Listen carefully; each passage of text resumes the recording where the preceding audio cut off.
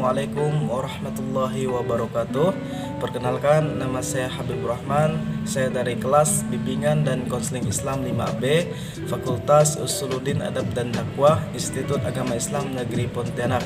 Baik, dalam pembuatan video ini di mana saya bertujuan untuk memenuhi tugas UAS dari mata kuliah Psikoterapi Islam. Pada kesempatan kali ini saya akan menjelaskan tentang metode psikoterapi barat. Di abad ke-20, psikoterapi dikembangkan oleh ilmuwan Amerika yang bernama Moulton French pada tahun 1854 sampai 1929. Nah, yang menggunakan metode hipnotis sebagai terapi terhadap kepribadian yang terbelah. Kemudian Sigmund Freud, Alfred Adler dan Carl Gustav Jung mengembangkan teori psikoterapi psikoanalisis.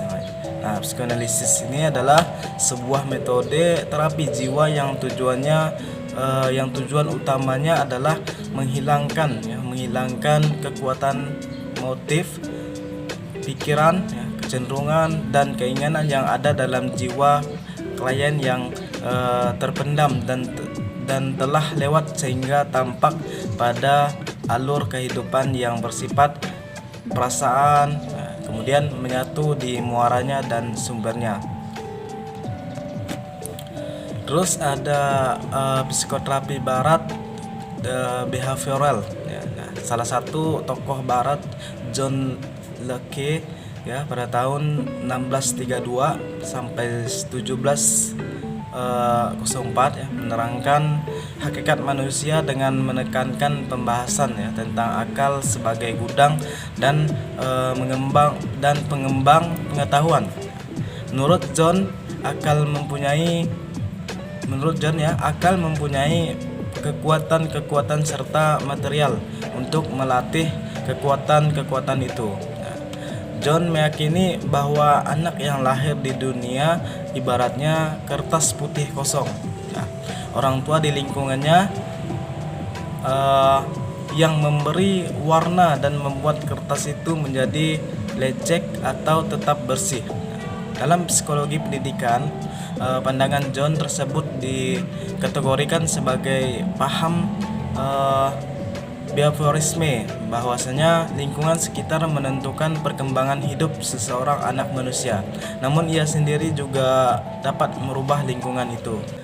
Terus dalam metode psikoterapi barat terbagi kepada dua aliran besar, yaitu yang pertama ada metode psikoterapi biasa atau tradisional. Nah, metode ini adalah berdiri di atas prinsip pemberantasan akar dan menuntut pasien melakukan pelupaan. Nah, dari cara metode ini, yang mana ada beberapa cara yang dipakai dalam metode ini, yaitu adalah yang pertama ada counseling atau taujih, yang kedua ada persuasi, yang ketiga ada penafsiran, yang keempat ada penyuruhan, yang kelima ada penyugestian, baik melalui hipnotis atau tidak. Nah, yang keenam ada relaksasi, yang ketujuh ada terapi ramu-ramuan, yang kedelapan ada pantangan, pantangan musik dan lain-lainnya. Nah, terapi melalui cara-cara tersebut dapat memberikan kesembuhan kepada penderita kejiwaan, akan tetapi tidak menyentuh inti persoalan yang sangat mendasar dan tidak dapat merubah kedinamisan jiwanya. Dari itu, kesembuhan yang diperoleh seringkali bersifat temporer. Nah, seperti itu. Terus yang kedua ada metode terapi jiwa insight atau psikoterapi refleksi. Nah, metode terapi ini merupakan cara pengobatan jiwa yang berdasarkan atas kaidah pentadbiran. Nah, di mana seseorang penderita penyakit kejiwaan diminta untuk mengingat dan pengobatan insight yang paling penting adalah pengosongan emosional. Konsultasi dengan dokter jiwa, metode analisis dalam segala bentuknya dan dan bisa juga menggunakan obat-obatan atau tidak. Metode terapi insight ini bertujuan untuk merubah secara mendasar mengenai dinamika kehidupan pribadi penderita dengan harapan agar si penderita setelah menjalani pengobatan dapat hidup lebih damai dan serasi dengan jiwanya sendiri atau dengan orang lain. Oke, mungkin itu saja yang dapat saya sampaikan dari beberapa macam metode psikoterapi barat dan dua aliran yang saya jelaskan tadi ya dalam metode psikoterapi barat.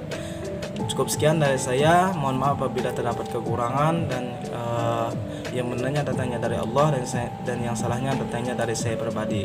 Akhir kata, wassalamualaikum warahmatullahi wabarakatuh.